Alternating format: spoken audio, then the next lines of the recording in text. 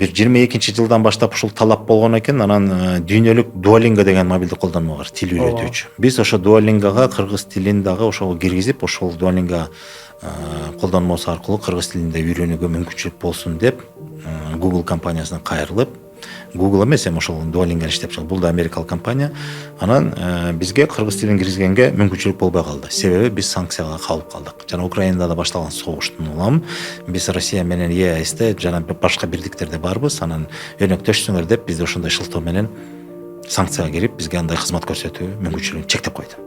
Анан эмне кылабыз? Анан киргизбейт экен деп отура бербестен, анан биз өзүбүздүн балдарыбызга кайрылдык. Бизде деле мына тобу кыргыздын жаш жана IT жаатында иштеген мыкты адистерибиз бар экен.